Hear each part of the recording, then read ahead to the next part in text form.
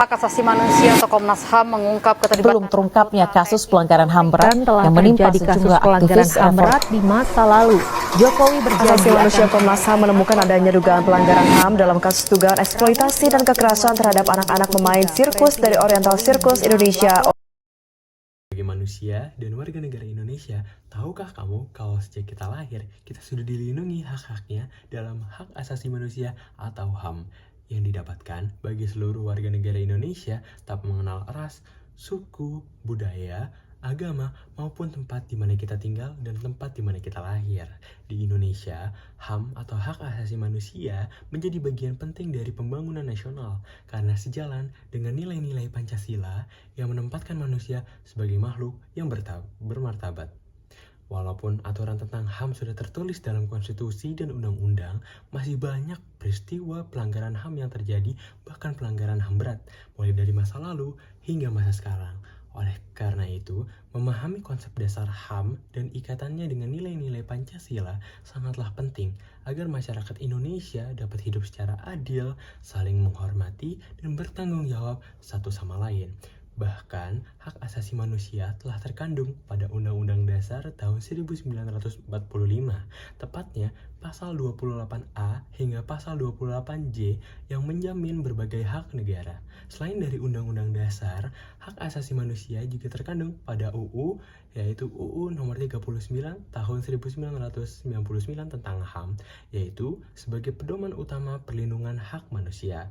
Selain undang-undang tersebut, ada juga nih Undang-Undang nomor 26 tahun 2000 tentang pengadilan HAM untuk menangani pelanggaran HAM berat, dan juga selain UU ini, komitmen internasional juga berkomitmen dalam menjaga hak asasi manusia, yaitu Indonesia mendukung Deklarasi Universal Hak Asasi Manusia atau DUHAM yang dibuat oleh PBB pada tahun 1948. Namun, walaupun atas dasar hukum yang sangat kuat, di Indonesia kita masih banyak sekali melihat saudara sebangsa dan setanah air yang belum mendapatkan hak-haknya. Mari kita menjelajah ke ujung timur Indonesia.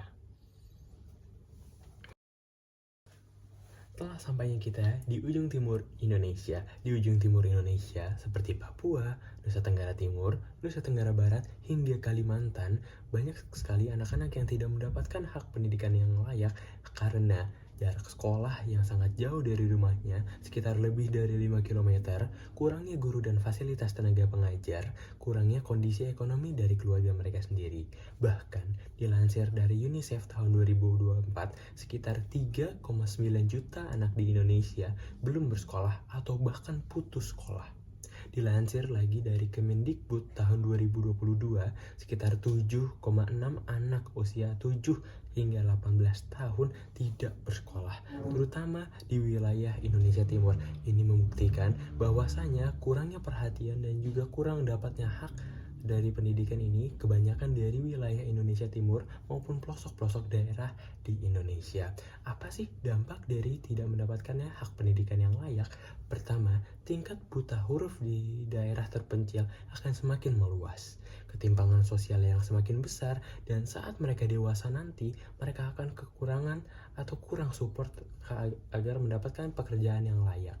Meningkatkan pemahaman dan kesadaran HAM sedari dini atau sedari masa pendidikan juga bermanfaat bagi bekal mereka ke depannya, yaitu dapat membentuk karakter dan moral anak yang baik. Pendidikan membangun moral dan karakter bangsa yang dapat menghargai manusia dan martabatnya.